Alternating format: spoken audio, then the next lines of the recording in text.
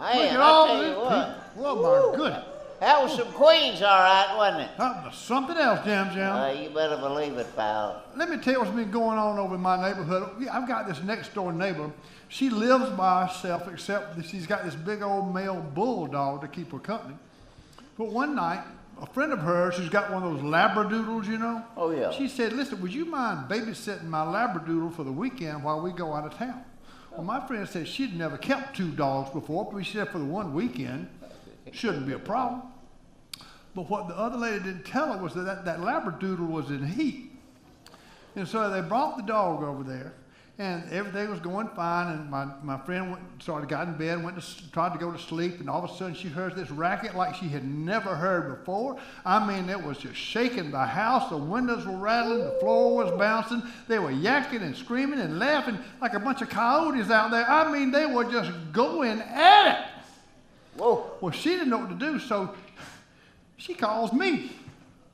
Well, it's about 11 or 12 o'clock at night, you know, and phone rings, and my wife and I just now gotten in bed. The phone rings, and we jump up, you know, scared. Don't know who in the world is calling us at this time of night. So I pick up the phone, and I says, hello. And she says, well, Dr. Anderson, she said, I hate to bother you this time of night, but I know you are a urologist, and you know some things about hormones and sex and that sort of stuff. And I've got these 2 dogs over here, and they are going at it. I mean, they are wearing it out like a bunch of teenagers. They are just going crazy. I can't sleep. Can you give me any advice? Well, I really wasn't that happy about the whole thing, but I said, listen, what you do is you hang up your phone, and then you turn the ringer up as loud as it'll go, and you put it down there where those dogs are getting at it, and then I will use my phone, and I'll call them up. And when that phone rings out there that loud, that dog will jump up, he'll pull out there, and you know, he won't have any interest in sex for the rest of the night. Wow. She said, you sure that'll work? I said, well, just did it for me.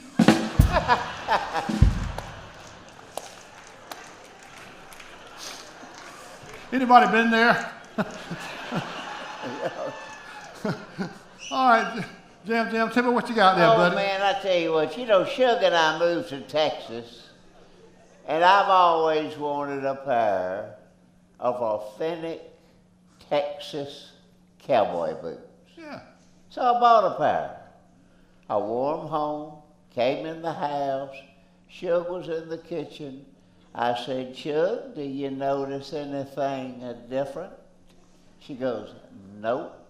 Oh. Boy, that made me madder than All hell. that money and no... So I went to the bathroom, took off all my clothes except for my cowboy boots. Yeah. And I came out there and said, now, Suge, do you notice anything different? She goes, nope.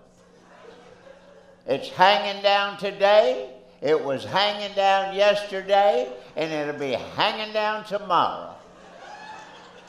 And I said, do you know why it's hanging down? No, it's looking at my brand new cowboy boots.